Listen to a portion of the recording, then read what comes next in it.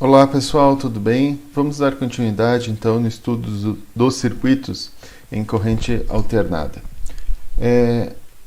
Na aula passada a gente estava vendo circuitos séries, circuitos paralelos e circuitos mistos.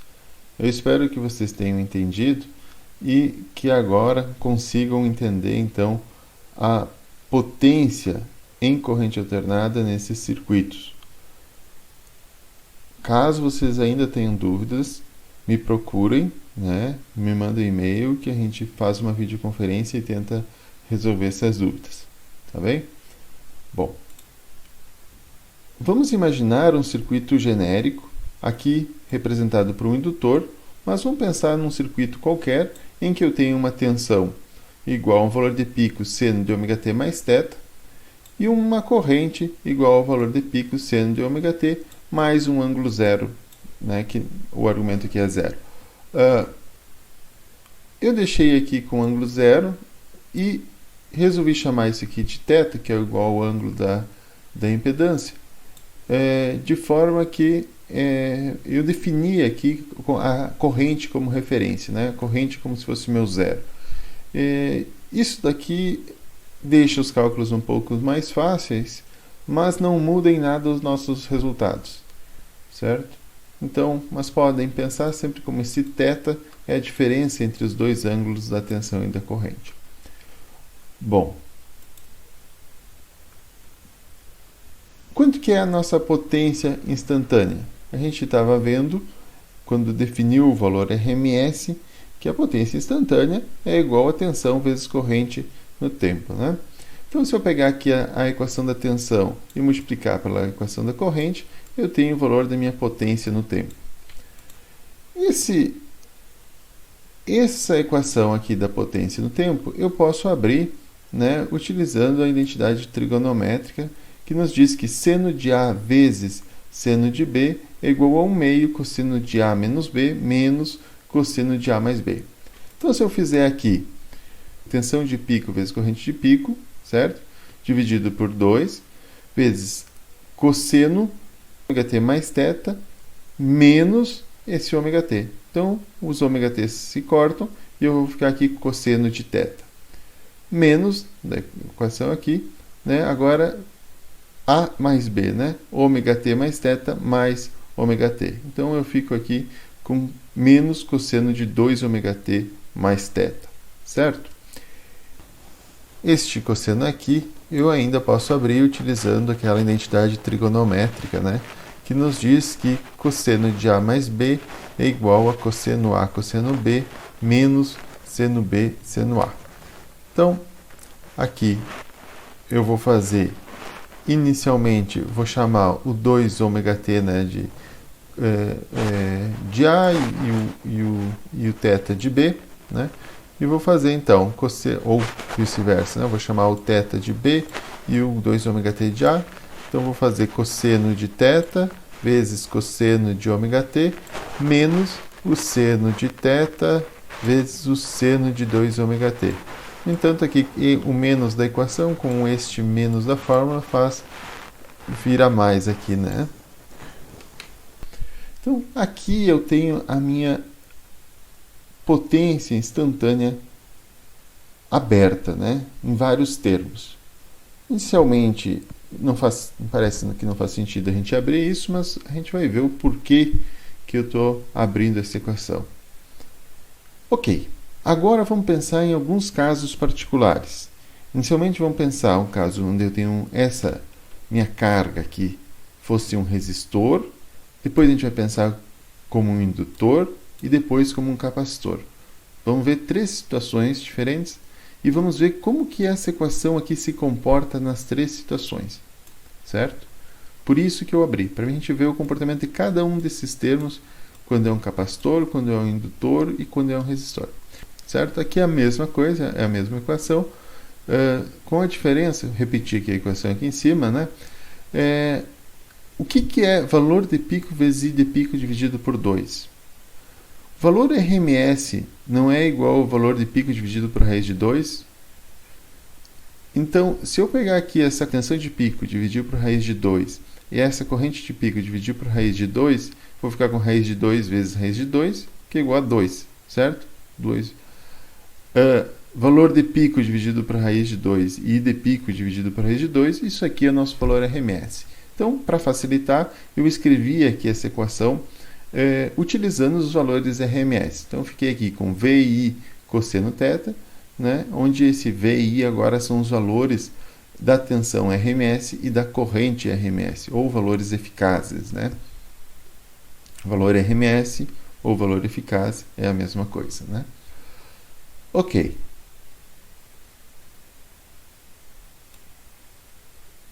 Ok, vamos imaginar agora sim um circuito contendo um resistor ligado a uma fonte. Pergunta: qual é a defasagem entre tensão e corrente num circuito resistivo? 0, né? Tensão e a corrente estão em fase. Lembra que a gente viu isso? Ok. Então, o meu ângulo θ, nesse caso aqui, é 0. A diferença do ângulo entre tensão e corrente é 0. Certo? Aquela equação que eu tinha aberto, da potência, agora vai ficar isso aqui. VI cosseno θ, cosseno de 0, menos VI cosseno θ mais 2ωt, certo? Só substituir aqui era θ, substituir por 0. VI seno θ, que substitui por 0, seno de 2ωt. Quanto que é seno de 0? Seno de 0 é 0. Então, essa parte aqui não existe, né? Essa parte aqui não existe. Esta parte em vermelha, quanto que dá cosseno de θ? Cosseno de θ é 1.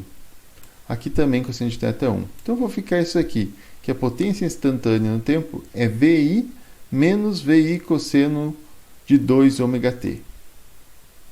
Certo. Então, a gente consegue ver que a potência tem uma parte constante e uma parte que é uma função cossenoidal. Vamos plotar isso daqui para a gente ver como se comporta então isso no tempo. Bom, vamos ver agora como se comporta a equação da potência instantânea no tempo, né? Aqui a gente está com a equação da potência instantânea para um resistor, certo? VI menos VI cosseno de 2ωt.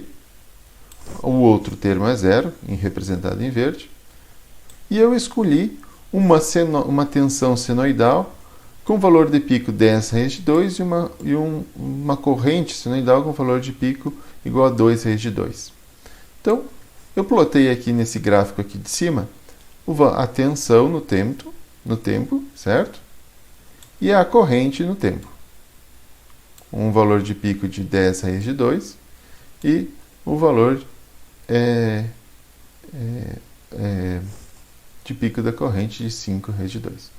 Observem que, como é um circuito resistivo, a diferença angular deles é 0 e ambos passam junto pelo 0 e têm os picos juntos. Se eu multiplicar a minha corrente pela minha tensão ponto a ponto, esse ponto vezes esse ponto, eu vou ter uma potência que está representada aqui embaixo em preto, certo? Esse ponto aqui vezes esse ponto, vou ter outro ponto de potência representado aqui. Esse ponto aqui, digamos, vezes esse outro ponto aqui, eu vou ter outro valor de potência aqui. Quando ambos são 0, tensão é 0 e corrente é 0, a multiplicação deles, obviamente, dá 0. Então, eu tenho aqui, no tempo, que a minha potência instantânea ela é uma senoide deslocada do eixo x, né? Ela quer dizer deslocada no y,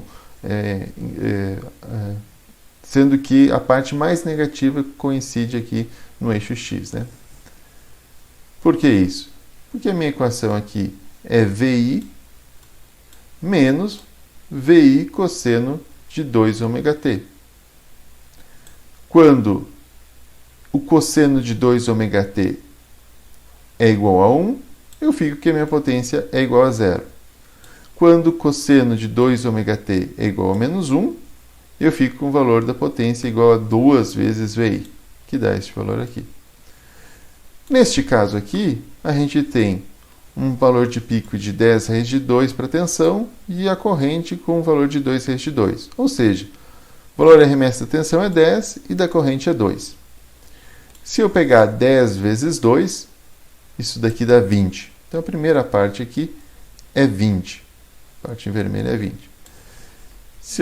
E a parte em azul, que é uma parte cossenoidal, que varia no tempo, tem uma amplitude de 20 também, né? Então ela vai de menos 20 a 20.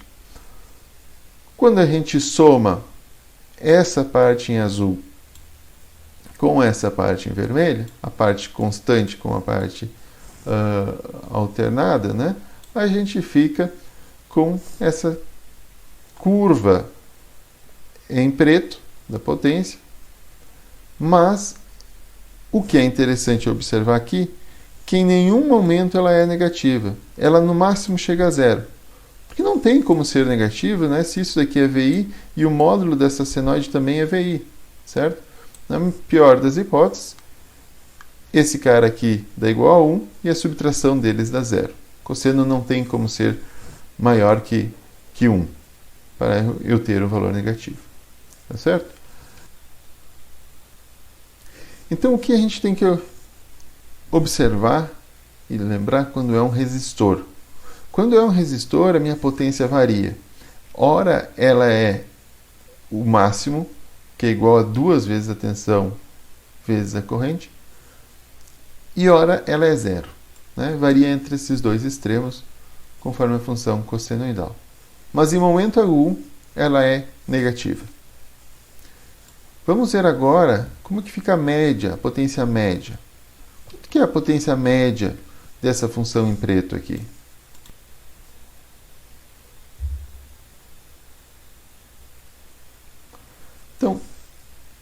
Então, se eu pegar a minha equação da potência instantânea e fazer a integral nela do tempo e dividir pelo período, né, a integral dela de 0 ao período, né, 0 a t, e dividir pelo período, eu vou ter o valor médio.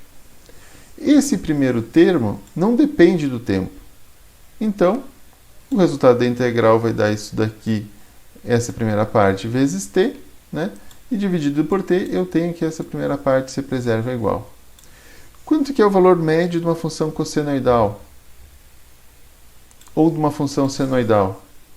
Ela é zero, né? A gente pode até olhar aqui graficamente, dá para ver que o valor médio dessa função em azul aqui é zero. Então, gente, de toda essa equação aqui, a única parte que fica é a primeira parte, que é o que realmente contribui para a minha potência média. Então, no caso deste resistor, a gente tem que o valor da potência média dissipada no resistor é igual ao valor em vermelho, V vezes I, que nesse caso é 20, certo? Esse valor em azul, por mais que uma hora ele soma, no outro momento ele subtrai e não interfere na potência média ao longo do tempo.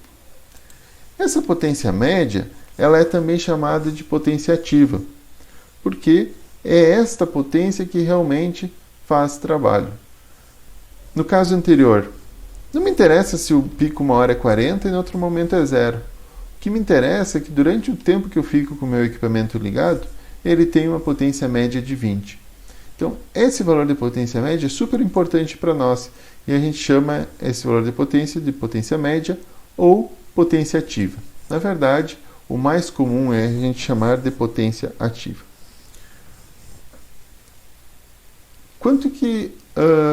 então, o valor da potência média é igual a V vezes I vezes cosseno de θ, onde θ é a defasagem angular entre a tensão e a corrente, ou o ângulo da impedância.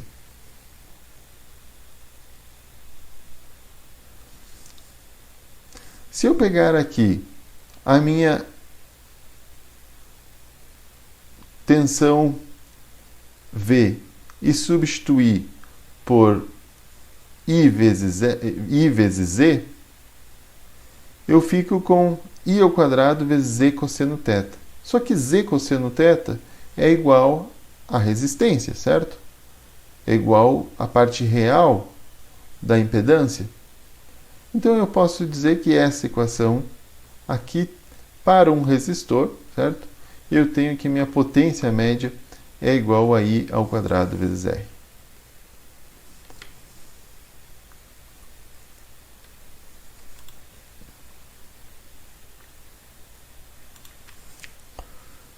Então eu tenho que minha potência instantânea é igual a VI cosseno θ.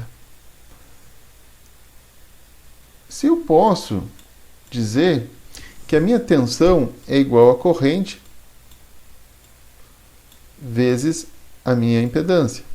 Isso daqui é igual a tensão vezes a minha corrente vezes cosseno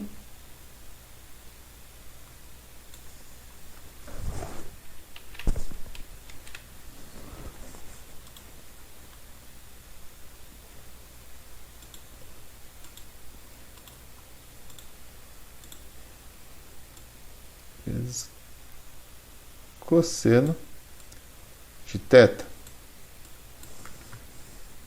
Então eu fico I ao quadrado vezes Z cosseno θ.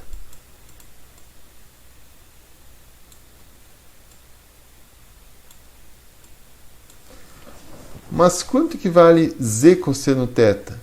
Isso daqui é igual à parte real, né, da minha impedância, que é a resistência. Então, nesse caso aqui, no caso de um resistor, eu posso dizer que a minha potência média é igual a I ao quadrado vezes R, né? Se eu escrever esse I como V dividido por R, então eu fico que a minha potência, né, é igual a V ao quadrado dividido por R.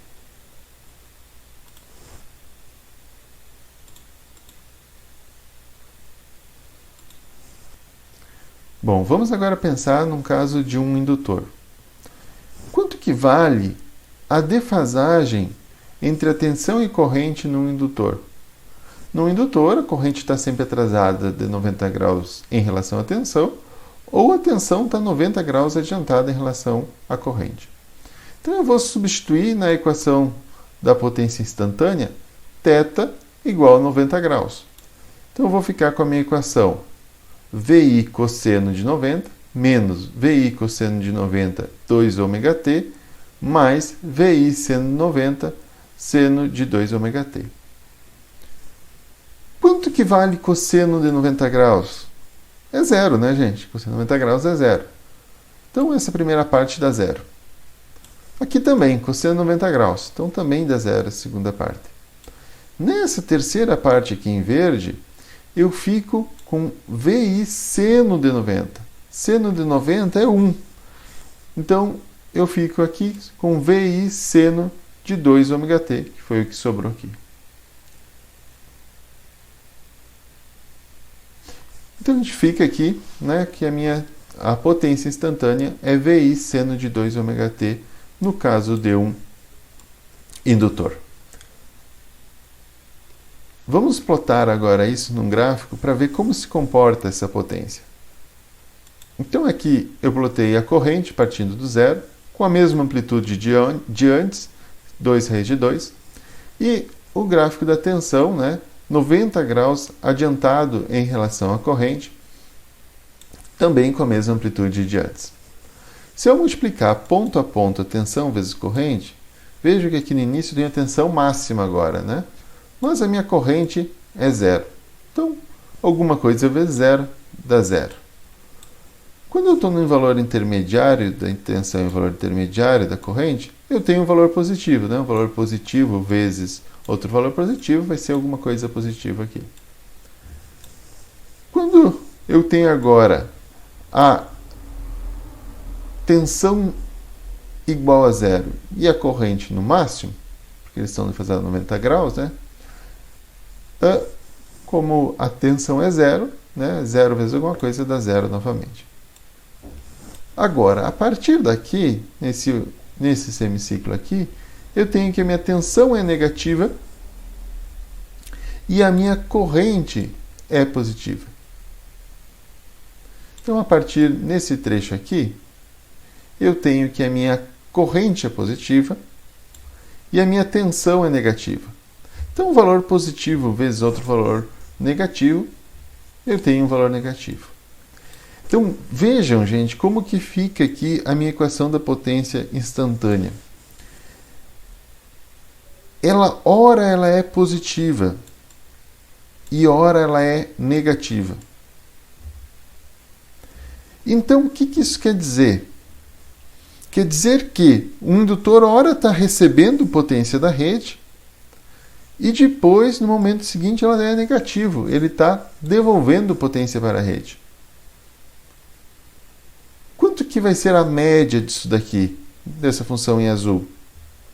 Vai ser zero, certo? Vai ser zero. A mesma quantidade que tem aqui em cima do zero, tem abaixo do zero. Então, né, essa área é igual a essa, se cancela. Ok.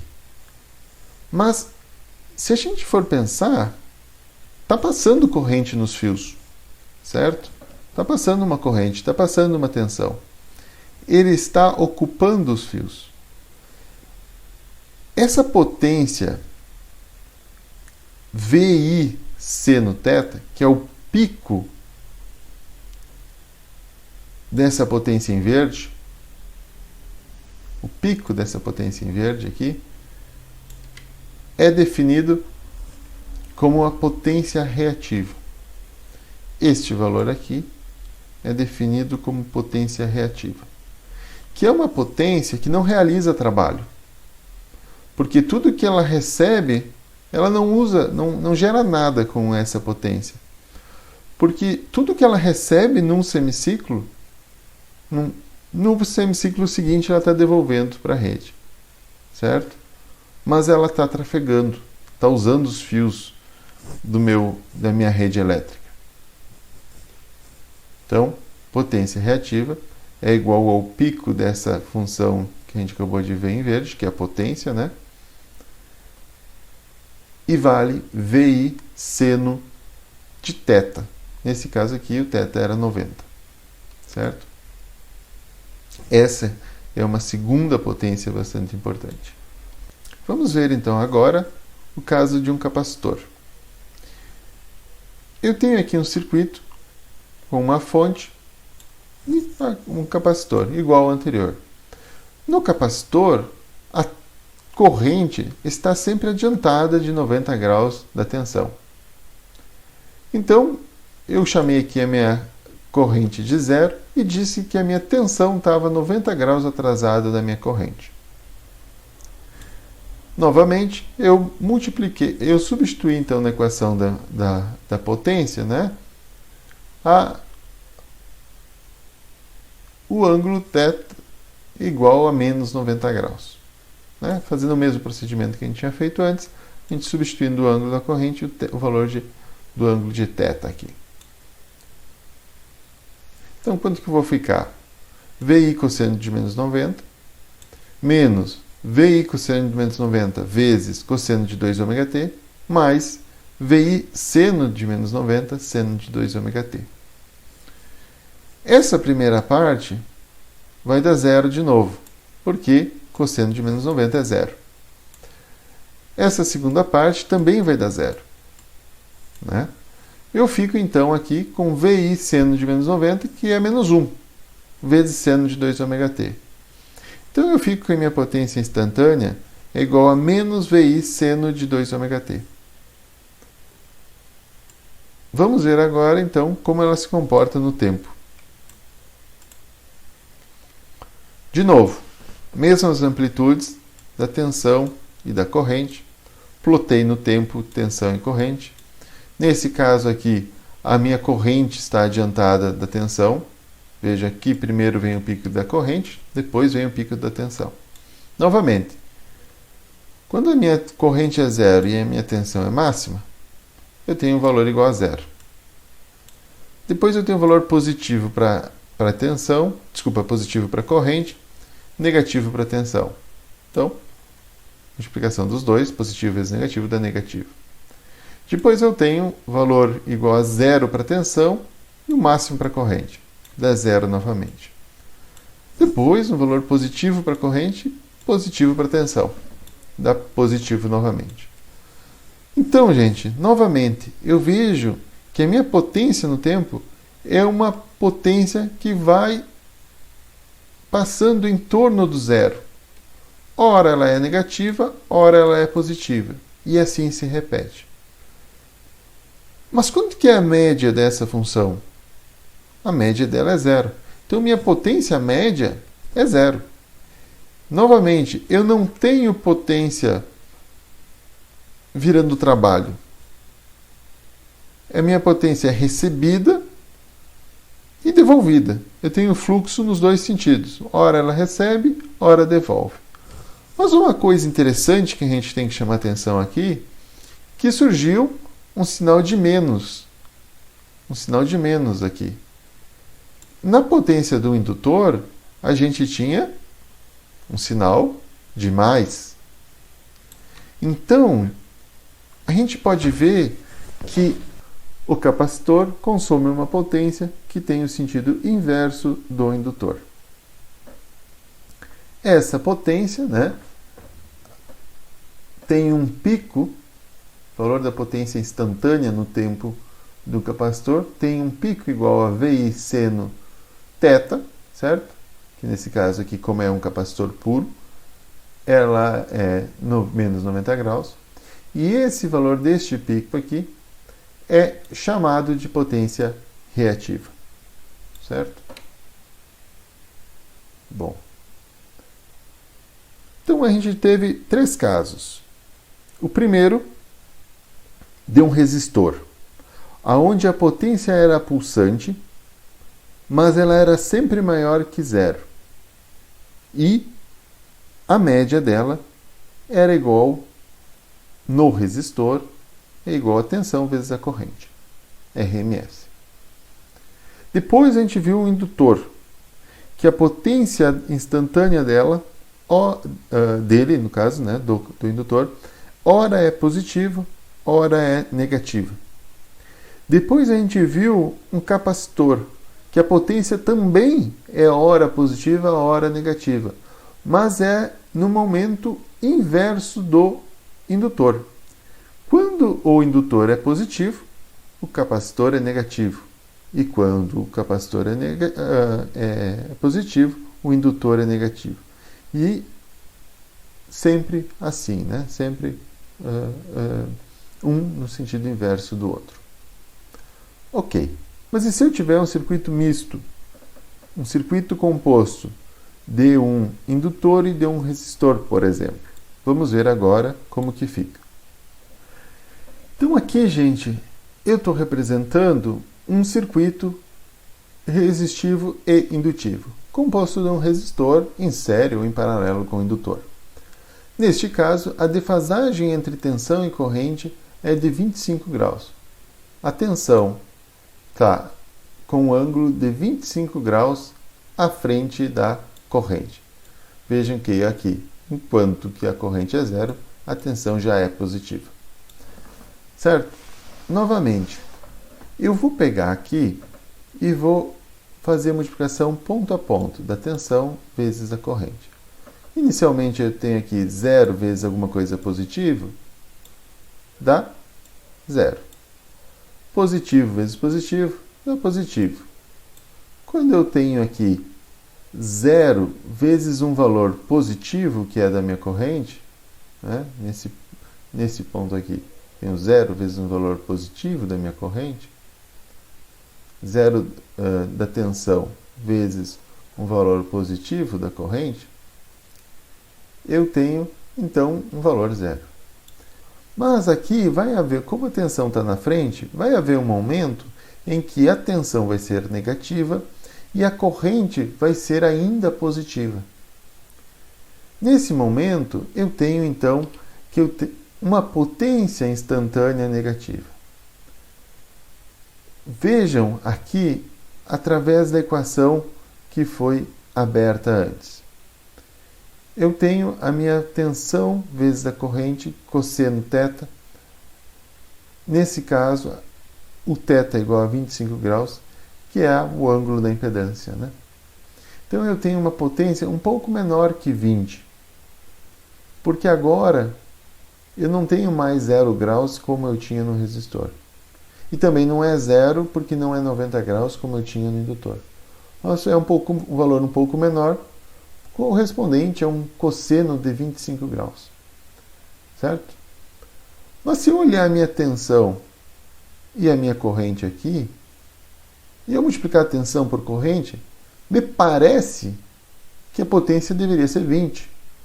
Certo? Mas aonde é que está o resto, então? Se eu tenho aqui menos de 20 por causa do cosseno de 25. Está distribuído aqui nessa função em verde aqui.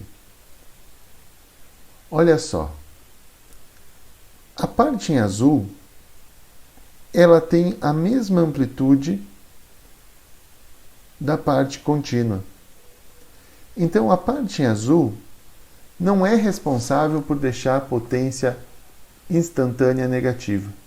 Se eu somar a parte em azul com a parte em vermelho, no máximo, como elas têm a mesma amplitude, quando o cosseno de ômega-t aqui é igual a 1, ela vai aparecer o pico aqui 2 vezes. Né? Ela se soma, dobra. Quando esse cosseno de 2 ômega-t é igual a menos 1, ela fica igual a 0, a soma dessa parte aqui com essa parte aqui. Mas essa terceira parte aqui, é o que tem a mais. Ou seja, essa função em verde aqui é responsável por gerar, em alguns momentos, um valor negativo na potência instantânea. Então, a potência instantânea num circuito RL, ela tem um valor médio diferente de 0, certo? Ele é aqui, ó, quase 20 watts nesse caso, mas em alguns momentos eu tenho potência sendo devolvida para a fonte. Quanto mais próximo de 90 graus for esse ângulo, menor vai ser a minha potência média e maior vai ser essa potência negativa, que é a potência devolvida para a minha fonte. Certo? No extremo, a gente tem um circuito puramente resistivo, em que eu não tenho nada de potência sendo devolvida para a fonte, porque essa parte aqui é igual a 0 e eu só fico, então, com a parte em vermelho e a parte em azul, e a soma dos dois, no máximo, dá 0, nunca dá negativo. E no outro extremo, eu tenho um circuito indutivo puro ou capacitivo puro, em que esta parte é 0 e esta parte também é 0, e a minha potência instantânea ela é totalmente, né, ora positiva e ora negativa, sendo que a média dela é 0. Né? Ora recebe e ora entrega. Bom.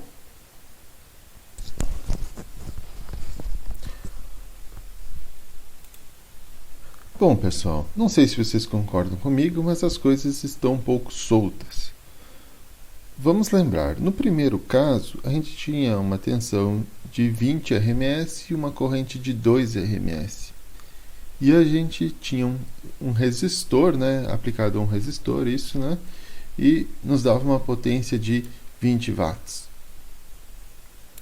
No segundo caso, eu também tinha uma corrente de 2 amperes.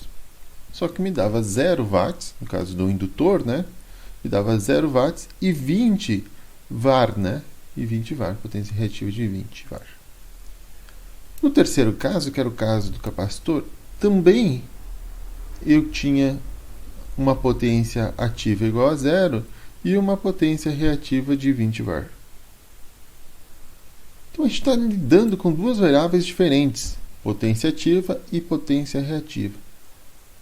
Por mais que a corrente sempre era a mesma, 2 amperes. No quarto caso, a gente tinha um circuito RL, e a gente tinha uma potência que era um pouco menor que 20, proporcional a cosseno de 25 graus, que foi o ângulo que a gente usou, e a potência reativa, né, um valor pequeno em comparação aos casos anteriores. Né? Essa senoide aqui em verde, pico dessa senoide em verde era menor do que aqui o pico dos outros dois casos, que era somente reativo. A gente está um pouquinho menor que 10 VAR aqui, né? Eu pergunto para vocês, 4 casos, né? Concorrente igual a 2 amperes. Imaginamos um circuito em que eu tenho aqui uma fonte e aqui eu tenho uma carga, né? Imaginamos os 4 casos aplicados a esse circuito aqui, né? Que eu tenho uma fonte e uma carga. Nesse fio aqui, nos 4 casos, vai passar uma corrente igual a 2 amperes. Supondo que eu tenha ali uma resistência, e, na verdade, eu tenho resistências, né? Em todos os condutores eu tenho resistências. Esse fio está me vindo lá da minha geração até minha carga. E aqui eu vou ter uma potência dissipada igual ao módulo de I ao quadrado vezes R. A pergunta que eu faço para vocês é: faz diferença um momento. A pergunta que eu faço para vocês é: faz diferença se essa corrente aqui proveio de um resistor, de um indutor, de um capacitor ou no circuito misto composto de um resistor e indutor ou qualquer outra combinação? Não, porque quando eu mudo o tipo de circuito, eu mudo somente o ângulo, né? Eu não estou mudando aqui a amplitude. Então, os 4 casos eu tenho a mesma potência dissipada nesse resistor. Só que aqui eu estou falando de uma potência ativa, aqui eu estou falando de uma potência reativa, aqui também eu estou falando de potência reativa, e aqui eu tenho potência. E aqui o último eu tenho potência ativa e reativa. Fica um pouco confuso, né? As coisas estão soltas. Eu preciso de uma definição mais abrangente, alguma coisa que me relacione tudo, em qualquer situação. Vamos pensar o seguinte: o que esses 4 gráficos têm em comum? Tentem me responder mentalmente, já que o corona nos impede de estar juntos. Vocês concordam comigo que aqui eu tenho a minha potência instantânea em preto, né? Nos 4 casos eu tenho a minha potência instantânea em preto. E nesse primeiro caso, eu tenho uma potência instantânea que vai de 0 a 40. A metade disso daqui é 20. Então a potência média é de 20. No segundo caso, eu tenho uma potência instantânea que vai de 20 a menos 20, de menos 20 a 20. Se eu fizer 20 menos 20, né, dá 40. Então a amplitude daqui até aqui também é 40. Nesse outro caso, também a amplitude dessa oscilação é de 40. E no circuito misto, a amplitude também é de 40. Vejam que ela vai um pouquinho a menos de 40 no pico positivo, mas ela no pico negativo aqui ela vai abaixo do zero, né? O que fecha daí de pico a 40. Este valor de 40 dividido por 2 é igual à nossa tensão vezes a nossa corrente. Vejam que em todos os casos a gente tem uma amplitude de 40, certo? Se a gente pegar os 40 da potência instantânea e dividir por 2, esse valor é igual à tensão vezes a corrente. Por que essas amplitudes valem igual a tensão vezes a corrente, gente? Olha só. Numa das etapas da dedução da nossa potência instantânea, a gente tinha que potência no tempo é igual ao valor de pico da tensão vezes o valor de pico da corrente dividido por 2 vezes cosseno de θ menos cosseno de 2 ômega-t mais θ. Esse 2 cosseno de 2 ômega-t mais θ, que é a parte que está variando no tempo, qual é a variação que isso daqui pode ter? Isso aqui pode ter uma variação de mais 1 a menos 1. Então, obviamente que a amplitude dessa variação aqui dá 2. Desse cosseno aqui dá 2. Né? Amplitude de variação de 2. Com esse 2 aqui se cortam e a gente fica que a amplitude de variação da potência é igual a tensão de pico vezes corrente de pico. Se a gente quiser passar isso para valor RMS, né, a gente vai substituir o valor de pico por valor RMS vezes raiz de 2. Raiz de 2 da tensão com raiz de 2 da corrente, a gente fica então que a amplitude da oscilação da potência é igual a 2 vezes VI. Ou, se eu passar para o outro lado, eu tenho então que a amplitude da variação da potência dividido por 2 é igual a tensão vezes corrente, certo? Bom, tensão vezes corrente, se eu partir da equação da potência, eu tenho ela aqui, né? Eu posso isolar tensão vezes corrente fazendo P dividido por cosseno θ, certo? Então, tensão vezes corrente é uma variável que ela está presente num circuito resistivo, né? E ela me significa potência dividido por cosseno θ. Então, é uma variável significativa aqui, né, para esse circuito. Certo? Uma variável que existe, tensão vezes corrente, me representa alguma coisa num circuito resistivo. O que me representa? É potência dividido por cosseno θ. No circuito indutivo, eu posso isolar tensão vezes corrente fazendo Q dividido por seno θ. Então, no circuito indutivo, também tensão vezes corrente me representa alguma coisa. Certo? No circuito capacitivo, mesma coisa, eu tenho potência reativa, né? E eu posso isolar tensão vezes corrente dividindo a potência reativa por seno de θ. Então, também é uma variável que existe num circuito capacitivo. E num circuito misto, composto de um resistor e um indutor, tensão vezes corrente também me significa duas coisas: potência dividido por cosseno θ e potência reativa dividido por seno θ. Bom, tensão vezes corrente, normalmente o que é para a gente? Lá de corrente contínua, né? Aqui mesmo em corrente alternada, sempre que tu tem tensão vezes corrente, te dá a ideia de potência. Então, vamos definir essa variável que está presente nos 4 tipos, né, de circuitos que aqui a gente está representando, como potência aparente, certo? Potência aparente é uma variável que, independente dos circuitos, do tipo de circuito, se é um circuito resistivo, indutivo ou capacitivo, ela me traz uma informação, que é a tensão vezes corrente. E ela me traz a informação de o quanto eu estou ocupando os meus condutores, e quanto eu estou ocupando os meus transformadores, os meus geradores.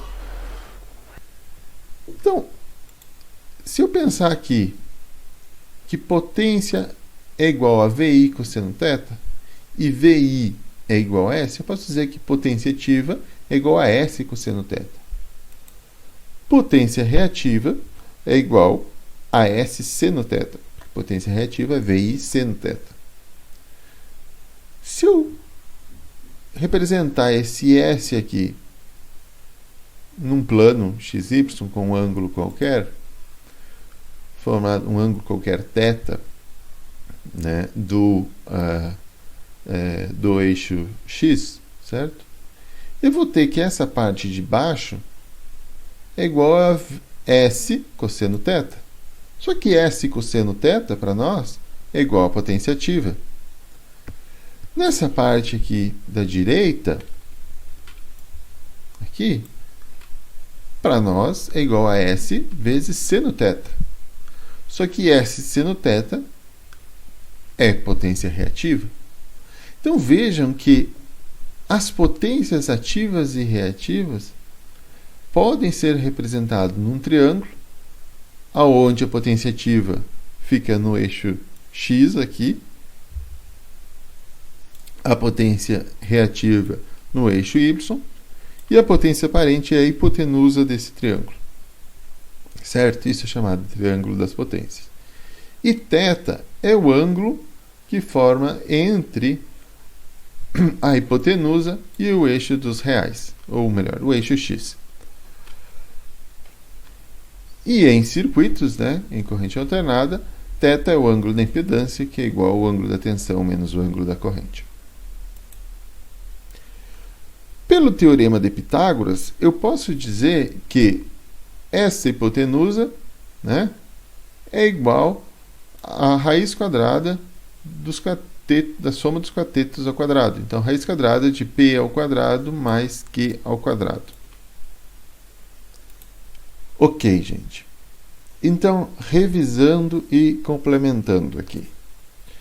Nós temos a equação da potência instantânea, que ela é composta de uma potência média, uma potência que varia no tempo, que tem a mesma amplitude da potência média. Logo, esta potência em azul mais essa potência em vermelho nunca nos dá um valor negativo. E mais uma terceira parte, onde o módulo dela, VI seno θ, é chamado de potência reativa, e que essa sim é responsável por tornar a potência instantânea por vezes negativa, ou seja, ela é ser devolvida para a fonte. Lembrando que os indutores e os capacitores, eles têm a capacidade de armazenar energia. Os indutores armazenam no seu campo magnético e os capacitores armazenam no campo elétrico. Eles armazenam a energia e depois, no semiciclo seguinte, devolvem para a fonte. A potência média também é chamada de potência ativa, e ela pode ser encontrada por VI cosseno θ, ou escrevendo nesse caso aqui V igual a I vezes Z, eu ficaria com I ao quadrado Z cosseno θ, só que Z cosseno θ é igual à parte resistiva somente da impedância, que nos dá então P igual a I ao quadrado R. Escrevendo I igual a V sobre R, eu vou tirar essa outra potência, então, essa outra equação, que é V ao quadrado sobre R. Então, no resistor, a potência ativa pode ser encontrada por V ao quadrado sobre R, ou no I ao quadrado R. Né? Da mesma forma, a potência reativa pode ser encontrada por Q igual a V vezes I, valores eficazes de V vezes I, seno θ, e isso daqui também pode ser escrito em outras formas, que é I ao quadrado vezes x, ou V ao quadrado sobre x. Quando essa potência vem de um indutor, ela leva um sinal positivo. Quando ela vem do capacitor, ela leva um sinal negativo, né? Positivo e negativo. Ou a gente especifica, né, que a potência é reativa. Tantos var reativo indutivo, tantos var reativo capacitivo. A potência aparente é igual a V vezes I, onde V é o valor RMS da tensão, I é o valor RMS da corrente. Se nós estivéssemos falando de valores complexos, a potência aparente é igual ao módulo, né, de V vezes I. Ou, de outra forma, pode também ser encontrado por V ao quadrado sobre Z, onde I eu posso escrever por V dividido por Z, né? Ou Z vezes I ao quadrado, né? Módulo de Z vezes I ao quadrado. Certo? Recapitulando, potência ativa em watts, potência reativa em var, potência aparente em volt-ampere. Bom, a gente definiu tudo isso daqui em função das formas senoidais de tensão e corrente. A gente poderia fazer isso também partindo dos fasores de tensão e fasores de corrente. que é o que a gente vai fazer aqui. Quanto que vale a minha tensão no domínio dos fasores? Ela tem um módulo e um ângulo θv. E a minha corrente também tem um módulo e um ângulo θi. Aqui eu vou definir uma nova potência, que é a minha potência complexa ou potência aparente complexa, que é igual à minha tensão na forma complexa vezes o conjugado da minha corrente na forma complexa, representado aqui por esse asterisco. O que é o conjugado mesmo? É o módulo com o sinal trocado do ângulo, ou com a parte imaginária com o sinal trocado. Então, se eu fizer a multiplicação da tensão vezes a corrente, eu fico aqui com V vezes I, e a multiplicação aqui eu vou somar os ângulos, né? Tensão mais menos I, então vai ficar aqui com um ângulo de θv menos θi, que é o nosso ângulo da impedância. Então, a minha potência aparente complexa é a potência aparente com o ângulo da impedância, o ângulo θ. Bom, gente, passando a potência aparente da forma polar para a forma retangular, a potência aparente complexa, né? Eu tenho que a parte real é V vezes I cosseno θ e a parte imaginária é V vezes I seno θ. Logo, a gente pode ver que isso daqui, a primeira parte, coincide exatamente com o que a gente havia definido como potência ativa. E a parte imaginária coincide exatamente com o que a gente havia definido como potência reativa. O módulo da potência aparente complexa é chamado simplesmente de potência aparente.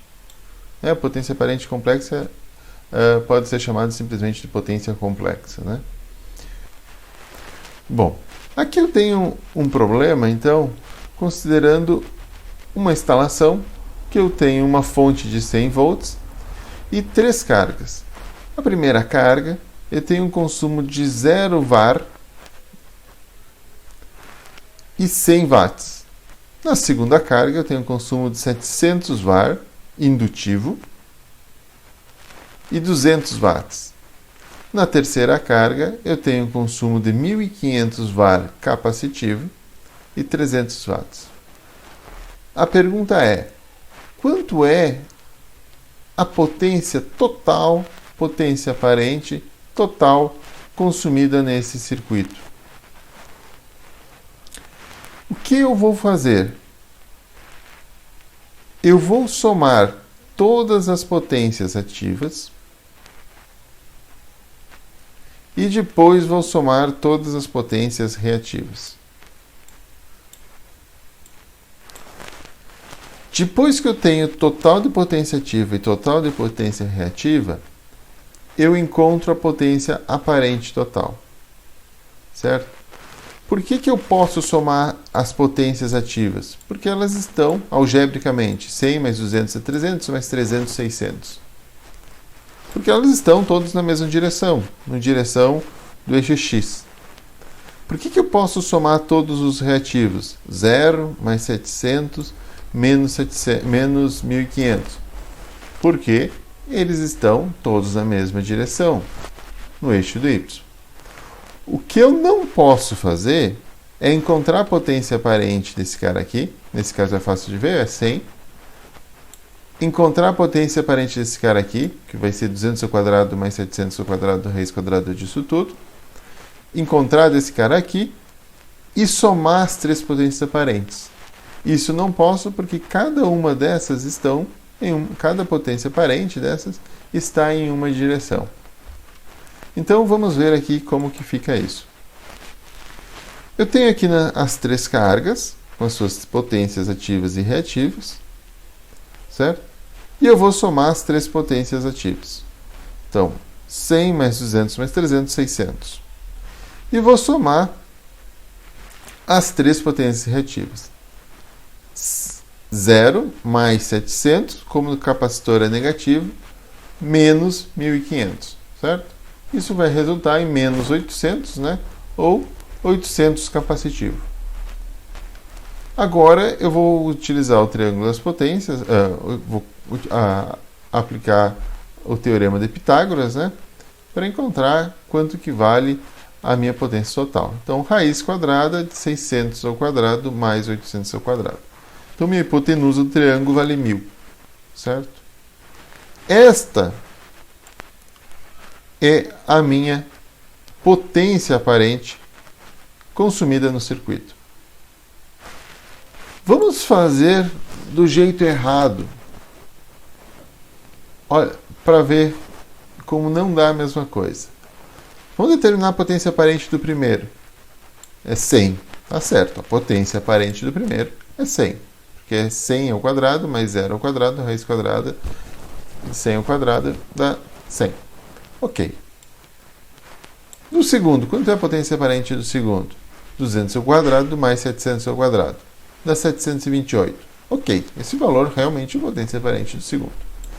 Do terceiro, 300 ao quadrado mais 1500 ao quadrado vai dar 529. Ok, se eu for somar esses três aqui, obviamente que vai dar bem maior que 1000.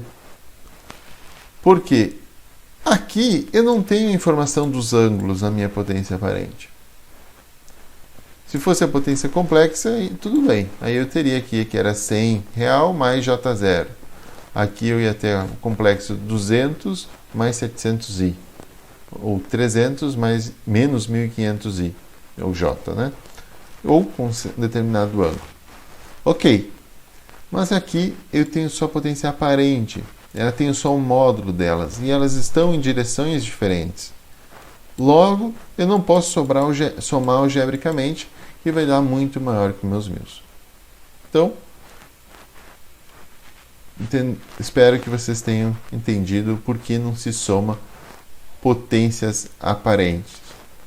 Se for somar potências aparentes, soma a potência aparente complexa, porque na potência aparente complexa eu trago a informação do módulo e também da direção. Então aqui eu fico com o meu triângulo das potências, né? 600 nos reais, 800 imaginário e 1000 voltamperes, então a hipotenusa da minha potência aparente. Vamos para um próximo exercício. Bom, vamos agora resolver um exemplo. Neste primeiro exemplo, a gente tem uma fonte de 100 volts e um circuito série composto de um resistor de 6 ohms, uma indutância, né, com reatância 7 ohms e um capacitor com reatância 15 ohms. Bom, então, para mim determinar, eu vou querer determinar quanto é a potência aparente fornecida por essa fonte. Para isso, eu tenho que determinar quanto que é a minha corrente.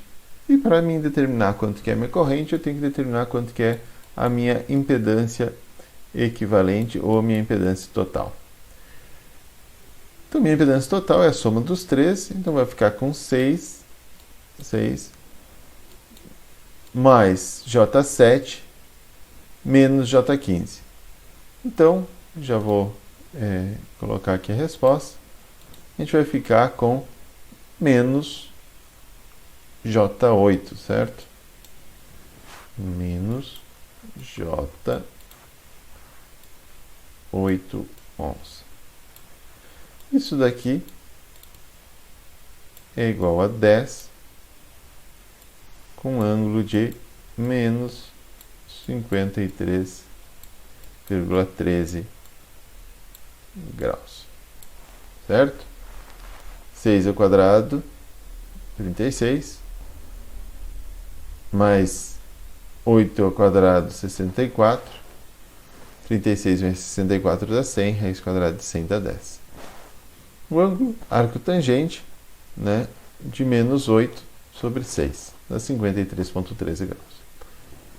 Isso daqui vai me dar uma corrente que é igual a 100 com ângulo 0 dividido por 10 com ângulo de menos 53,13 graus. Logo, isso daqui é o resultado. 100 dividido por 10 dá 10. 0 menos 53,13 dá mais 53,13.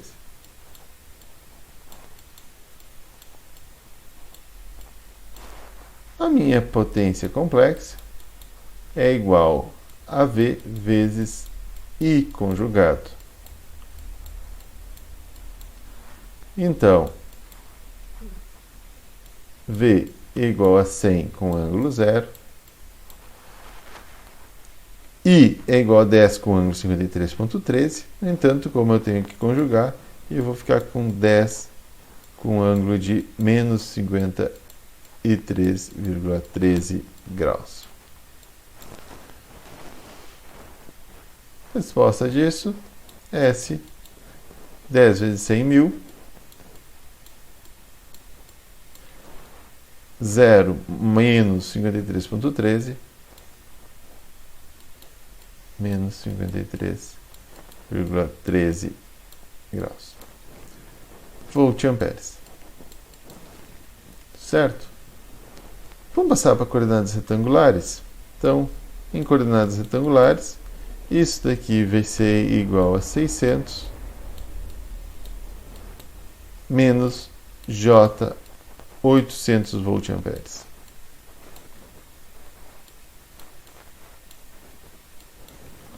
Certo? Então a gente pode agora representar isso daqui no diagrama no triângulo das potências, né? Então a parte real de 600, aqui no eixo X, uma parte imaginária de menos 800 no eixo Y. A minha hipotenusa, né, desse triângulo tem um módulo aqui, né, de 1000. Então aqui tem um módulo de 1000. O ângulo da minha potência aparente vai ficar aqui formando entre o eixo X e a minha hipotenusa com menos 53,13 graus. Certo? A potência que sai da fonte, que é esses 1000 volt-amperes, tem que ser igual à soma das potências consumidas nesses elementos aqui. Então vamos ver se isso bate mesmo. Vamos fazer uma divisão aqui e vamos usar esse espaço aqui para verificar. Minha corrente eu sei que tem um módulo de 10. Então a potência consumida no meu resistor, P é igual a I ao quadrado R, que é igual a 10 ao quadrado vezes 6. Então, minha potência é igual a 600 watts. A potência reativa consumida no meu indutor, meu QL, vai ser igual ao meu I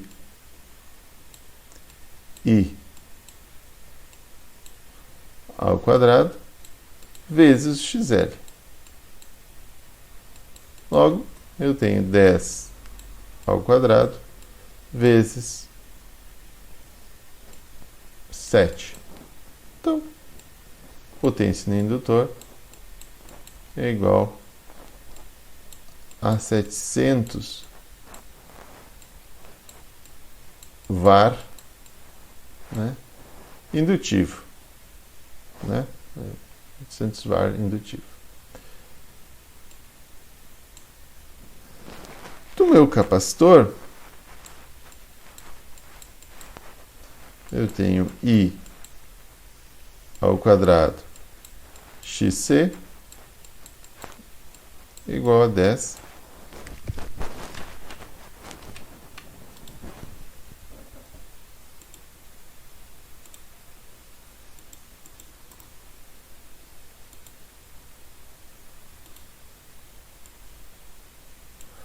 10 ao quadrado vezes 15, certo? Então, eu fico que o meu QC é igual a 1500 VAR capacitivo. Certo? Então, se eu pegar eu quiser calcular a minha potência aparente complexa, eu vou pegar as partes reais e somar. Nesse caso, a gente só tem uma potência ativa de 600 watts. E também somar as partes imaginárias. Então, 600 mais J700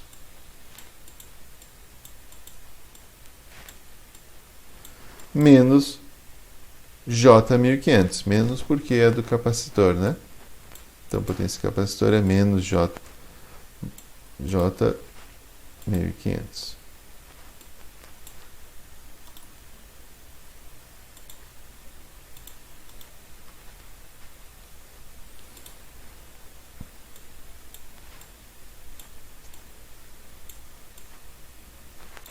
J1500, volt-ampere, tudo isso, né? Então, 700 com menos J1500 vai dar menos J800 volt-ampere. Ou seja, o mesmo valor. Certo, gente? Então, sempre a potência que sai da fonte, ou das fontes, se tivesse mais que um, é igual à soma, né, das potências que estão sendo consumidas nos elementos. Vamos agora a um novo assunto. Eu comentei com vocês, em que eu tenho uma potência que eu realmente utilizo, que é a minha potência ativa, que gera trabalho, e eu tenho uma potência que circula nos fios, mas ela não é dissipada, né? Ela é absorvida e devolvida para o sistema.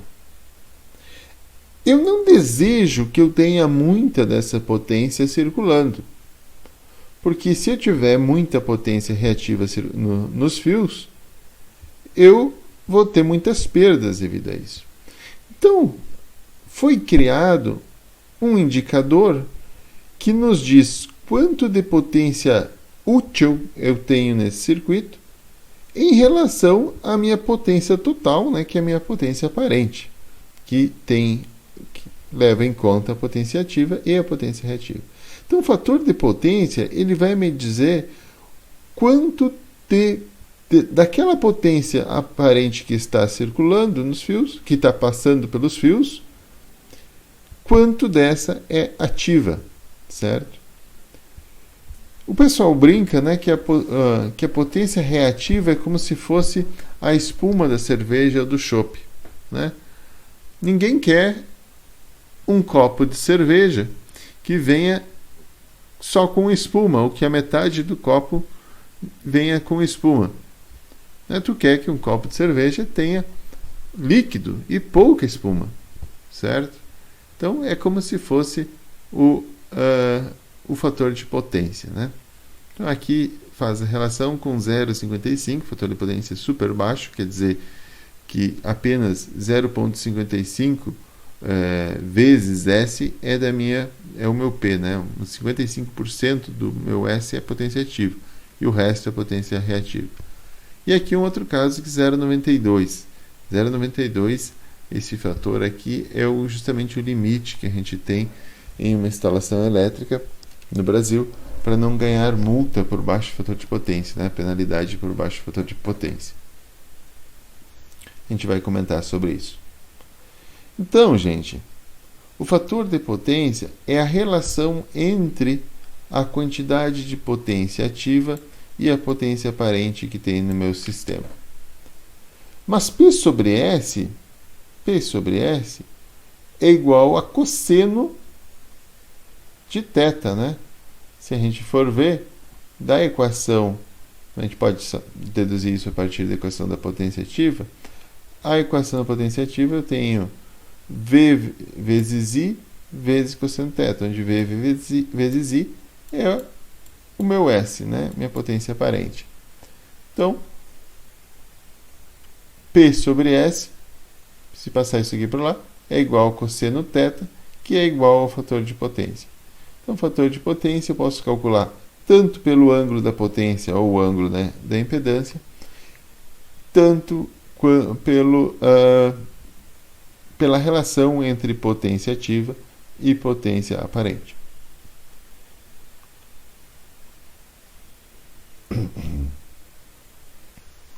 Então, ter um fator de potência alto, isto é, próximo de 1, é dizer que a minha onda da tensão e a minha onda da corrente estão bem próximos de estar em fase, né? Quanto mais próximo de 1, mais próximo delas estarem em fase, né?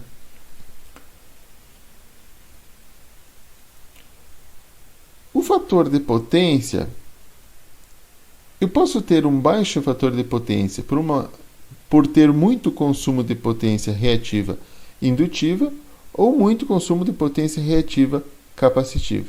Em geral, ambos não são bem-vindos, né? A gente não deseja que se tenha baixo fator de potência nem por potência reativa capacitiva, nem por indutiva. Então, quando a gente tem um fator muito consumo de potência reativa capacitiva, a minha corrente está adiantada da minha tensão. Então a gente diz que esse fator de potência é um fator de potência adiantado. Quando eu tenho muito consumo de potência reativa indutiva, a minha corrente está atrasada da minha tensão. Então eu digo que o meu fator de potência é atrasado. Vamos ver aqui uns casos com algumas impedâncias e como fica o fator de potência nesses casos. No primeiro caso, eu tenho uma impedância composta somente de um resistor. Nesse caso, o ângulo da impedância é 0. Cosseno de 0 é 1. Então, eu estou com a tensão em fase com a minha corrente, né? E o meu fator de potência é máximo. Nesse caso, como está em fase, ele não é nem adiantado nem atrasado. Depois eu tenho um caso onde eu tenho um resistor e um indutor. Se eu tenho os dois, o meu ângulo, né, não vai ser nem o ângulo do indutor puro, nem o ângulo do resistor puro. Então ele vai estar entre 0 e 90 graus. Nesse caso, o cosseno vai ser cosseno de um valor que está entre 0 e 90, ou seja, vai estar entre 0 e 1. Cosseno vai estar entre 0 e 1. Não vai ser nem 0 e nem 1. Você está nessa faixa. O que normalmente ocorre numa instalação elétrica, né? Porque na maior parte das nossas cargas, pensando numa instalação industrial, a maior parte das nossas cargas são motores. E os motores têm muita indutância. Então, normalmente o fator de potência vai ser um fator de potência atrasado.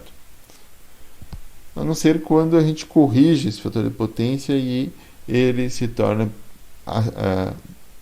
acima de se torna capacitivo, né?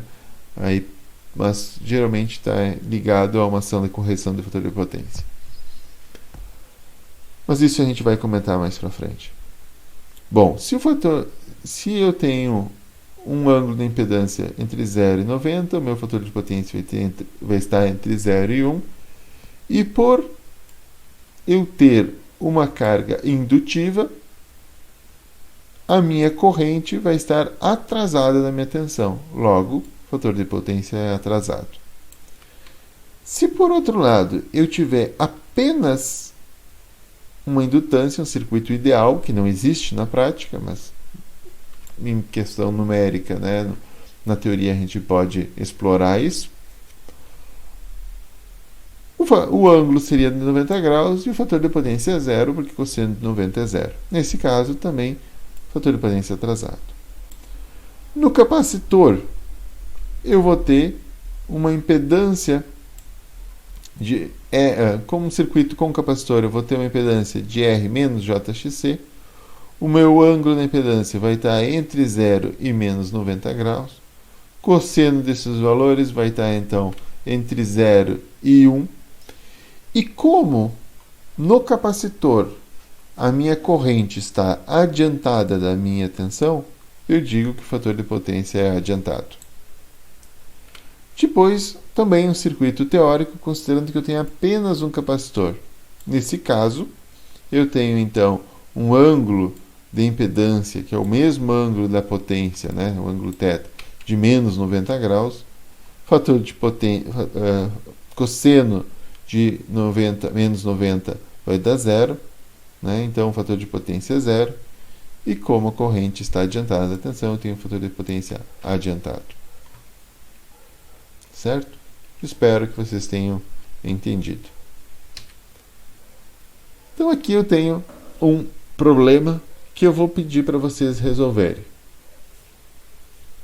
Eu tenho uma fonte de tensão de 208 volts com ângulo zero, 12 lâmpadas de 60 watts, um aquecedor de 6,4 kW, um motor com um rendimento de 80%, um fator de potência de 0,72 atrasado e uma carga composta, né, de um resistor e de um capacitor. E eu quero que vocês determinem as potências de todos esses elementos. Mas para isso eu vou precisar das minhas correntes, né? E também do fator de potência, potência ativa, potência reativa, de todos esses caras. Bom, como que vocês vão fazer isto?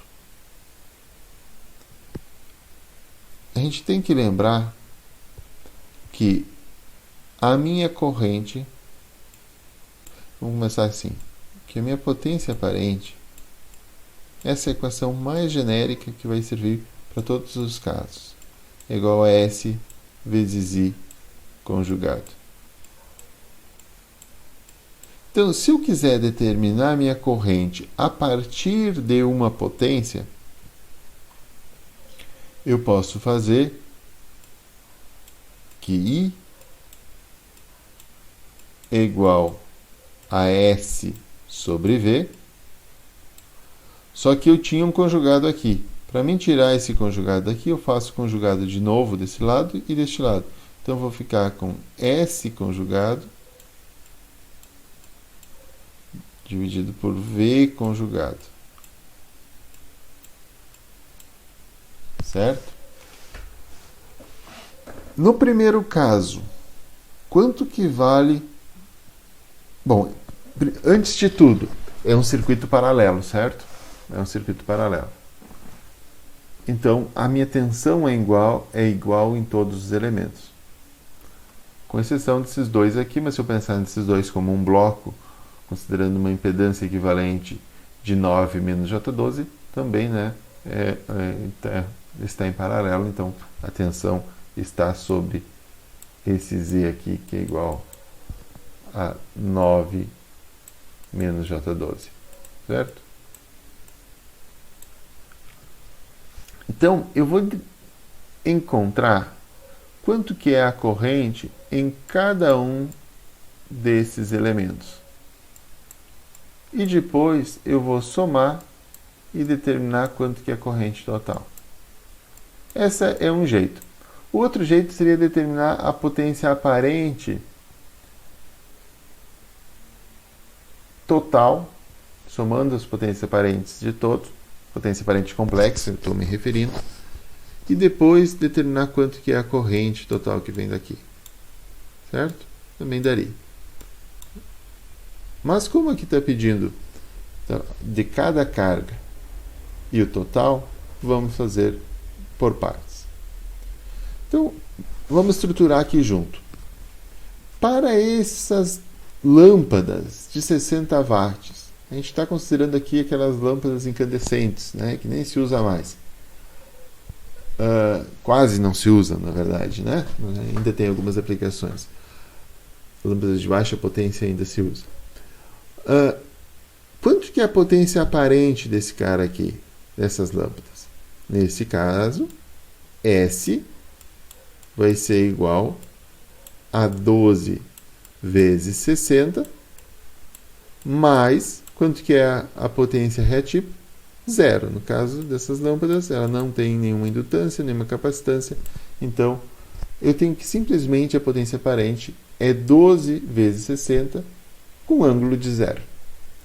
Se eu jogar na equação, fazer o conjugado disso daqui, que na verdade vai dar igual, porque a parte imaginária é zero, né? Se eu fizer o conjugado de S, dividir pelo conjugado de V, eu vou ter a minha corrente aqui, né? Então, S das lâmpadas, vamos dizer assim, S das lâmpadas. Corrente das lâmpadas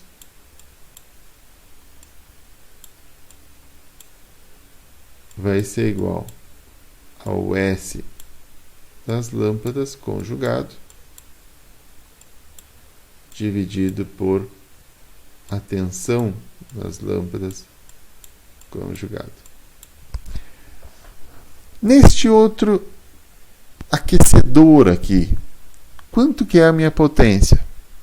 Então, ele é muito parecido desse outro caso, eu não vou fazer aqui, porque é 6.4 mil, né, 6.400 watts, mais J0, né, porque também é um resistor somente, eu não tenho, né, que é de um aquecedor, eu não tenho nada de potência reativa. Aqui, gente, é um pouco diferente, porque aqui eu tenho um motor. O motor, ele tem no seu modelo, né, resistências e indutâncias. O fato é que os dados de placa desse motor está me indicando que é um motor de 5 HP,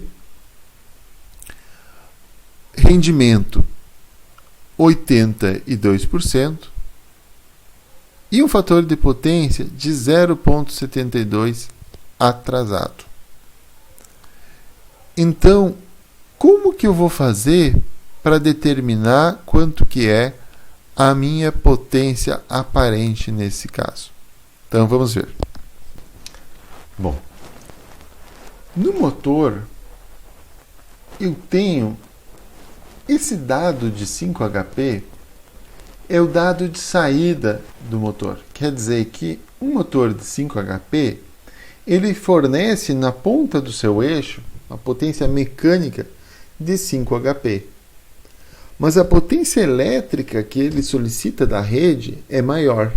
Por isso que eu tenho a informação do rendimento expresso aqui, certo? Como que eu faço então para mim determinar a potência ativa de entrada desse motor? Quanto que está entrando eletricamente no motor? Então, a minha potência de saída, né, Pout, é igual ao rendimento vezes Pin. Como eu quero saber a potência de entrada, eu vou fazer Pin igual a Pout, potência de saída, dividido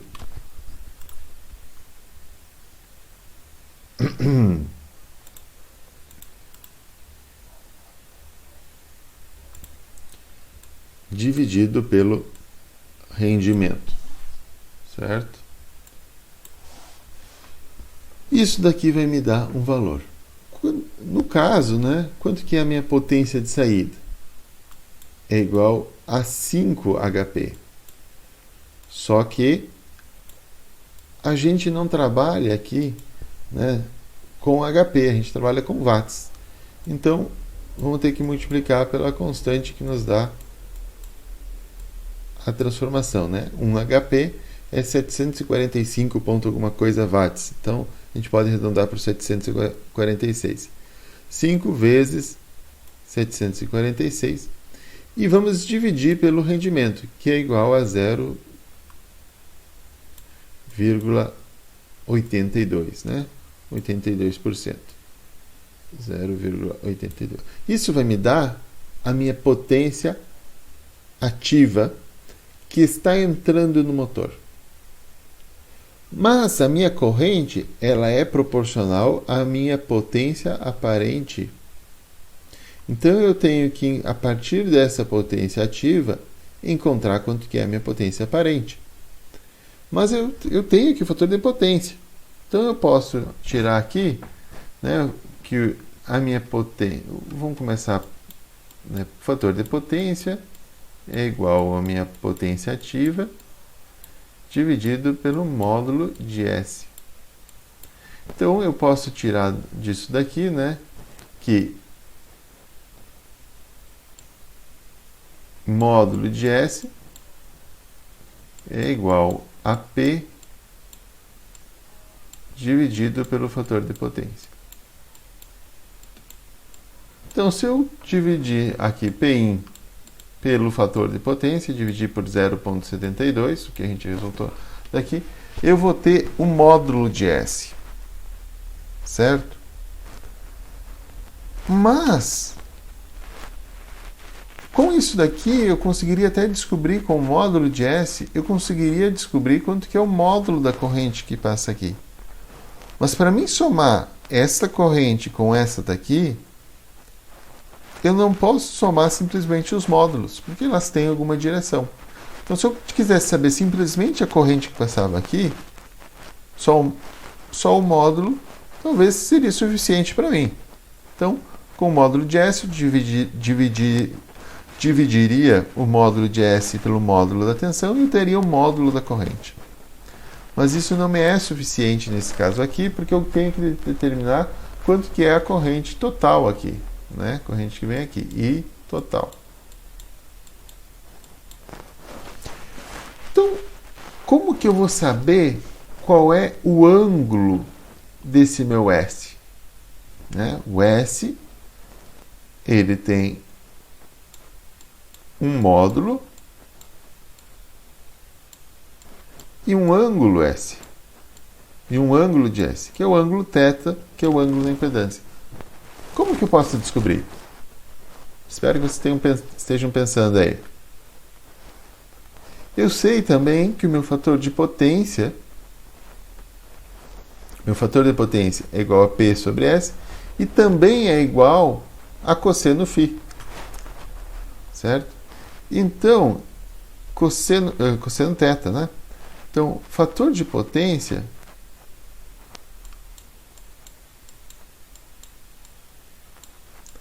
é igual a cosseno de θ. Então, se eu quiser descobrir θ, que é o ângulo dessa impedância, eu posso descobrir através do fator de potência. Θ é igual ao arco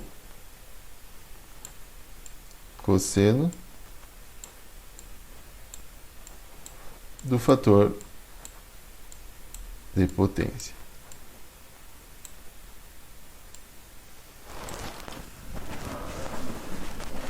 Mas um fator de potência, fator de 0,72, ele vai me retornar um número positivo. Arcosseno de um número positivo vai me retornar um número positivo. Mas esse ângulo aqui também pode ser negativo no caso de um capacitor. Então, se fosse um capacitor, ou seja, se aqui tivesse escrito que o fator de potência era adiantado, eu iria ter que colocar um sinal de menos aqui na frente. Mas, como é o fator de potência atrasado, eu vou colocar um mais aqui na frente. Né? Porque o fator de potência atrasado corresponde a um circuito com indutor. E quando é com indutor, o ângulo da impedância, que é o ângulo da potência, mesmo ângulo, ele é positivo. Então, gente, olha o que eu tenho que fazer para me determinar a minha potência aparente nesse caso, no caso de um motor. É sempre assim no caso do motor. A potência sempre vem em HP ou CV, sempre tem um rendimento e o fator de potência. Então, a minha potência de entrada é igual a minha potência de saída vezes dividido pelo rendimento. A minha potência de saída está em HP. Eu quero ter ela em watts. Então, eu multiplico a potência em HP vezes 746, porque 1 HP é 746 watts. Dividido pelo rendimento, eu vou ter a minha potência de entrada. Com a minha potência de entrada, eu divido pelo fator de potência e eu vou ter a minha potência aparente, módulo da minha potência aparente. Ainda com o fator de potência, eu descubro qual é o ângulo da potência aparente e assim eu determino a minha potência aparente complexa aqui. Bom, tendo a potência aparente, aí é fácil determinar a corrente. Uma outra coisa que ele está pedindo, além da potência aparente, é a potência ativa e a potência reativa. A potência ativa a gente já determinou nesse caso aqui, porque está aqui, potência de entrada é potência ativa, né? P é potência ativa. É 5 vezes 746 dividido por 0,82. Quanto que é a minha potência reativa? Vai ser a parte imaginária do que der aqui, certo? Ou módulo de S vezes seno de θ. Certo? Ou vocês façam para coordenadas retangulares utilizando a calculadora, ou faça S seno de θ, vocês têm Q, né? Então, Q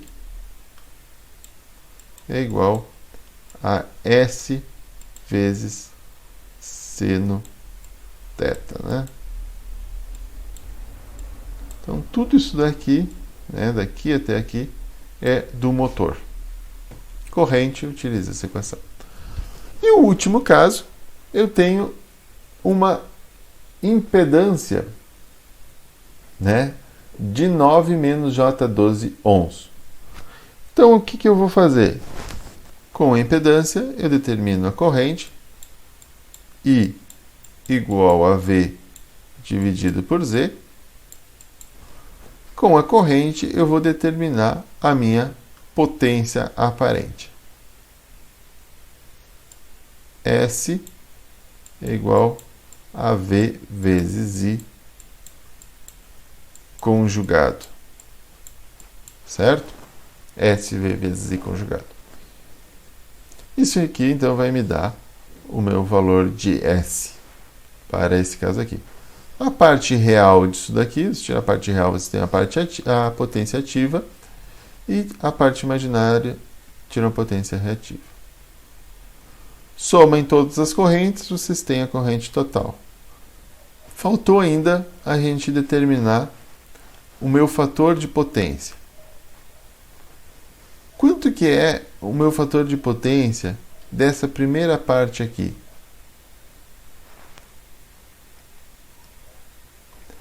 Eu tenho uma potência ativa de 12 vezes 60.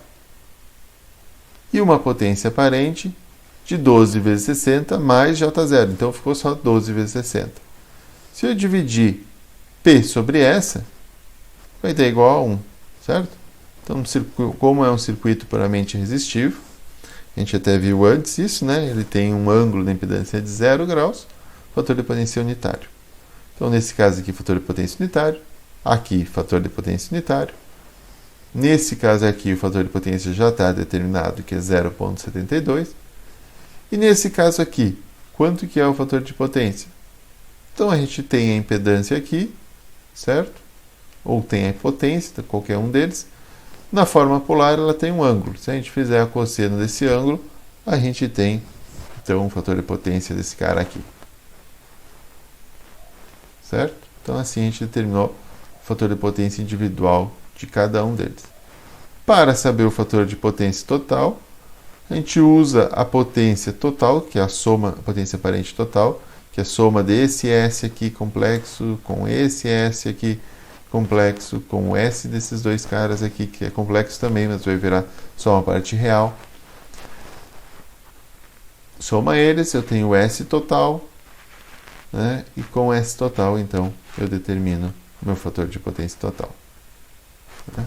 Então, só para esclarecer aqui, né? Então, o S total é igual. Poderia também ser tirado a partir daqui, né? A partir da corrente. Igual a V vezes I conjugado. Poderia ser desse jeito aqui, né? Quando a gente vai ter a corrente total, a soma das correntes. Ou também, então, o S das lâmpadas mais o S do aquecedor mais o S do motor mais o S da carga capacitiva, né? Então, vou botar SC aqui. de carga capacitiva. Soma todos os S, eu tenho o S total, pego o módulo dele e pego a parte real, divido a parte real pela parte imaginária e eu vou ter a potência, o fator de potência. Isso daqui então é igual a um P mais J aqui. E se eu pegar o fator de potência igual P sobre módulo de S. Essa é uma das maneiras de a gente resolver esse circuito, né, gente?